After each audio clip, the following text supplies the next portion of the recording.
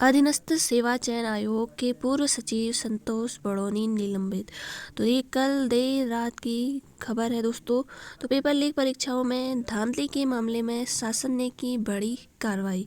विभिन्न भर्ती परीक्षाओं पेपर लीक विवाद में घिरे उत्तराखंड अधीनस्थ सेवा चयन आयोग के पूर्व सचिव संतोष बड़ोनी को शासन ने निलंबित कर दिया गया है। सचिव प्रभारी सचिवालय प्रशासन विनोद कुमार सुमन ने बृहस्पति देर रात उनके निलंबन के आदेश जारी किए। पिछले माह स्नातक स्तरीय परीक्षा के पेपर लीक होने के मामले में मुख्यमंत्री पुष्कर सिंह धामी के निर्देश पर एसटीएफ ने जांच शुरू की थी। पहले अध्यक्ष एस राजू ने इस्तीफा दे दिया था। इसके बाद 13 अगस्त को सरकार ने आयोग के सचिव पद से संतोष बड़ोनी को हटा दिया था। चूंकि बड़ोनी सचिवालय सेवा के अधिकारी हैं, इसलिए उन्हें सचिवालय में बतौर संयुक्त सचिव ज्वाइनिंग दी गई थी। इस बीच पेपर छापने वाली कंपनी आरएमएस टेक्नो सॉल्यूशन के मालिक राजेश चौहान सहित 31 आरोपी सलाखों के पीछे जा चुके हैं, जबकि सचिवालय रक्षक भर्ती का पेपर आयोग की प्रिंटिंग प्रेस से पेन ड्राइव के माध्यम से चोरी होने का मामला भी सामने आया। लगातार आयोग के अधिकारियों पर सवाल उठ रहे हैं। मामला जैसे जैसे बढ़ रहा है, वैसे वैसे ही अध्यक्ष व सचिव पर कार्रवाई की मांग बढ़ रही है। निलंबन आदेश में बड़ोनी को सचिव पद पर रहते हुए अपने कार्यों को ठीक से न करने और उदासीनता बरतने का दोषी माना गया है। उन्हें राज्य कर्मचारी आचरण नियमावली 2002 के नियम 3 के उपनियम 1 व 2 और उत्तराखंड सरकारी सेवक संशोधन नियमावली 2010 के नियम 4 के उपनियम 1 के तहत निलंबित किया गया है।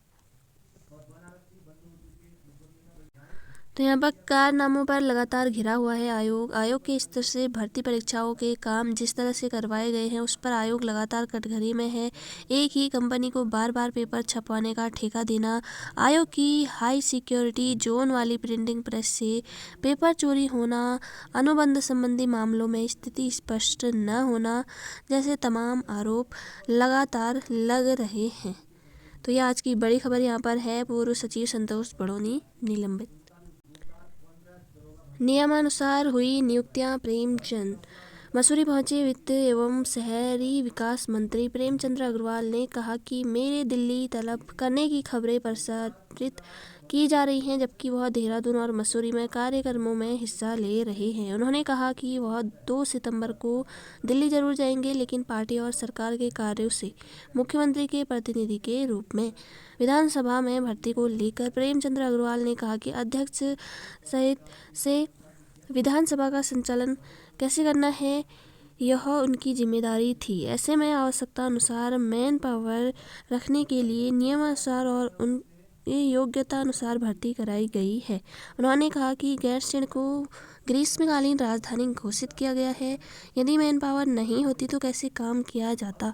उन्होंने यह भी कहा कि पहली बार विधानसभा के अंतर्गत नियुक्तियों की परीक्षाएं कराई गई, पारदर्शी तरीके से कार्य किया गया, लेकिन उसकी चर्चा कहीं नहीं हो रही है। नियोजित तरीके से उनके खिलाफ मामलों को हवा दी जा रही है। उन्होंने कहा कि शुरू से लेकर अभी तक के मामलों की जांच होती है तो वे पूरी तरह से तैयार है। कैबिनेट मंत्री ने कहा कि आज जरूरत इस बात की है कि उत्तराखंड के विकास में सबको मिलकर कार्य करना चाहिए।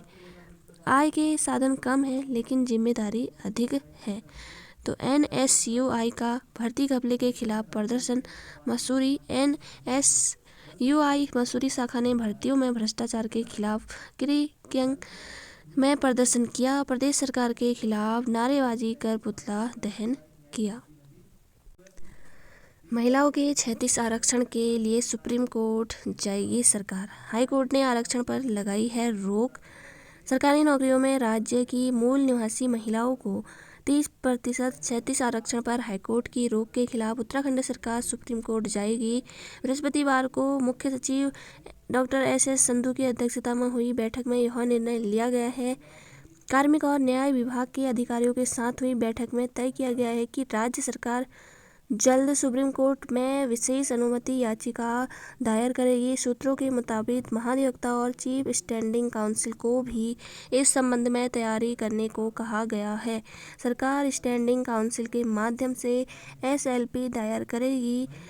बता दें कि राज्य लोक सेवा आयोग की प्रवर अधीनस्थ सेवा परीक्षा की कुछ महिलाएं अभ्यर्थियों ने उच्च न्यायालय में राज्य मूल की महिलाओं को मिल रहे 30% क्षैतिज आरक्षण के प्रावधान को चुनौती दी थी। याचिकाओं पर कोर्ट ने यह कहा कि भारत के संविधान में राज्य सरकार को मूल निवास के आधार पर आरक्षण देने का अधिकार नहीं है, यह कानून बनाने का अधिकार केवल संसद को है। कोर्ट ने 30% क्षैतिज आरक्षण वाले शासनादेश पर रोक लगा दी है। आंदोलनकारियों को क्षैतिज आरक्षण का बिल लौटाया। सरकार नौकरियों में राज्य आंदोलनकारियों के 10% क्षैतिज आरक्षण के विधेयक को राजभवन ने 7 साल बाद लौटा दिया है। राज्यपाल के सचिव डॉक्टर रंजीत सिन्हा ने इसकी पुष्टि की है। उन्होंने कहा कि विधेयक को पुनर्विचार के लिए लौटाया गया है।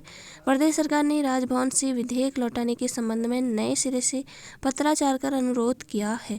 अब सरकार इसकी खामियों को दूर कर नए सिरे से बिल ला सकती है। बता दें कि 2015 में कांग्रेस की हरीश रावत सरकार ने विधानसभा से पास कराकर राज्य आंदोलनकारियों को नौकरी में 10% क्षैतिज आरक्षण का बिल मंजूरी के लिए राजभवन भेजा था। 7 साल बाद इसे लौटाया गया। अमर उजाला ने कांग्रेस प्रदेश अध्यक्ष ने मुक्त विश्वविद्यालय में 56 नियुक्तियों पर उठाया सवाल। कहा कि नियम विरुद्ध नियुक्तियों पर किसी को कुछ पता नहीं। कांग्रेस प्रदेश अध्यक्ष करण माहरा ने उच्च शिक्षा में हुई नियुक्तियों पर सवाल उठाया। उन्होंने आरोप लगाया कि उत्तराखंड मुक्त विश्वविद्यालयों में 56 नियुक्तियां नियमों को ताक पर रखकर हुई, लेकिन इस पर हुई कार्यवाही का आज तक किसी को कुछ पता नहीं है। वहीं श्रीदेव सुमन विश्वविद्यालय में ऋषिकेश परिसर के शिक्षकों की तैनाती में चहेतों को लाभ देने का भी आरोप है। कांग्रेस प्रदेश अध्यक्ष ने कहा कि उत्तराखंड मुक्त विश्वविद्यालय में 56 नियुक्तियों पर वित्त सचिव ने आपत्ति जताते हुए इसे नियम विरुद्ध बताया है। भर्ती पर वित्त सचिव ने उच्च शिक्षा सचिव को पत्र लिखकर कहा है कि भर्ती के लिए न पद स्वीकृत है, न इसके लिए वित्त की स्वीकृति ली गई। पेपर लीक यूएस नगर में तैनात सिपाही गिरफ्तार।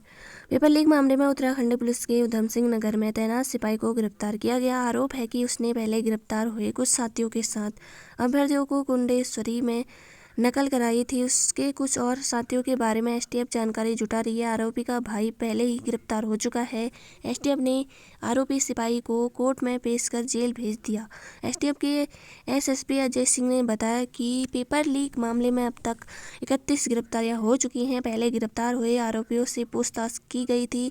इनमें सितारगंज में तैनात एक सिपाही विनोद जोशी का नाम सामने आ रहा है।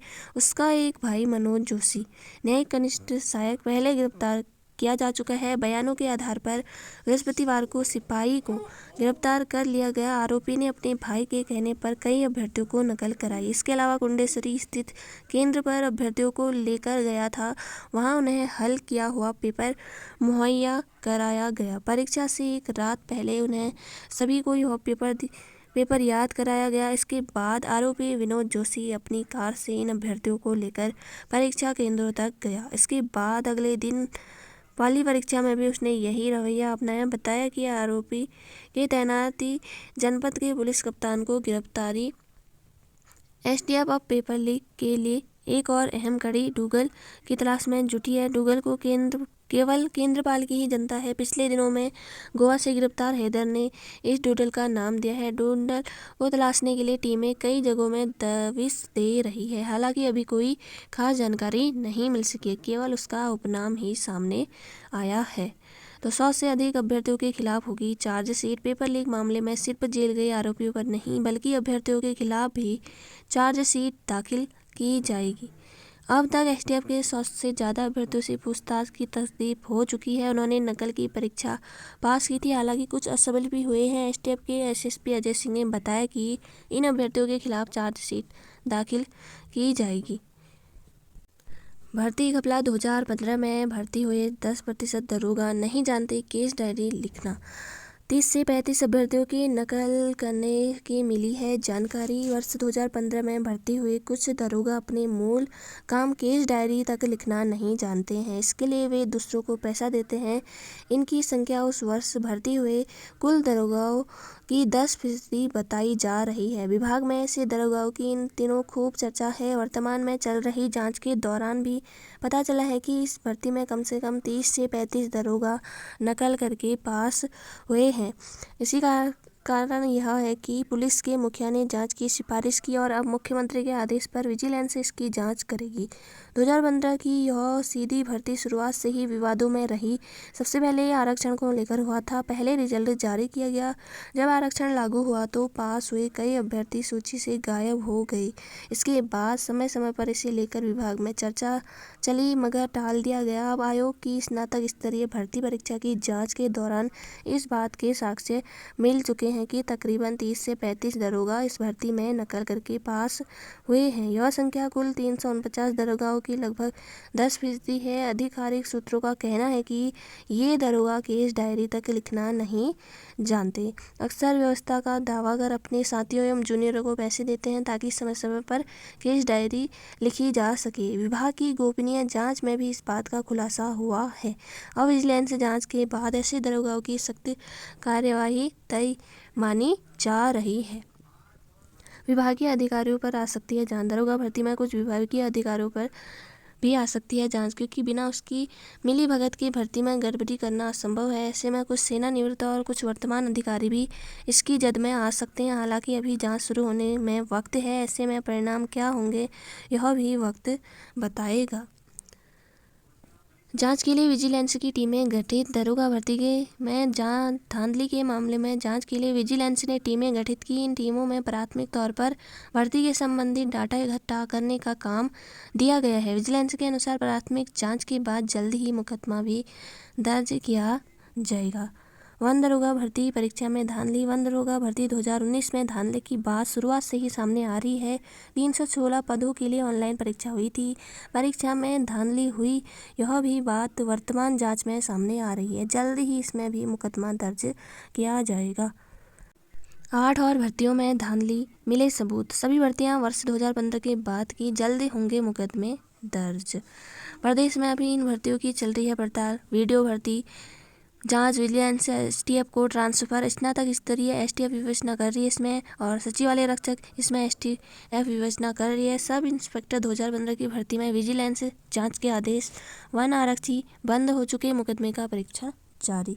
कनिष्ठ सहायक न्यायिक एसटीएफ कर रही है प्राथमिक जांच। उत्तराखंड में 8 और भर्ती परीक्षाओं में धांधली के सबूत मिले हैं। सभी भर्तियां वर्ष 2015 के बाद बताई जा रही हैं। इन भर्तियों के संबंध में शासन और पुलिस विभाग में मंथन चल रहा है। इसमें से कुछ में जल्द मुकदमे हो सकते हैं।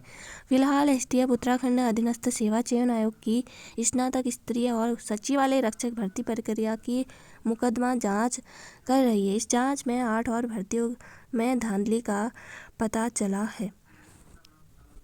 सूत्रों के मुताबिक वन दरोगा की ऑनलाइन परीक्षा समेत उत्तराखंड पावर कॉर्पोरेशन लिमिटेड और उत्तराखंड जल विद्युत निगम लिमिटेड में ई के भर्ती में धांधली के सबूत मिल गए हैं। इनके अलावा 5 और भर्ती में गड़बड़ी की बात सामने आ रही है। एसटीएफ ने अभी नामों का खुलासा नहीं किया है। इसके बारे में पुलिस मुख्यालय को कहा जा चुका है। एसटीएफ बेहतर काम कर रही है।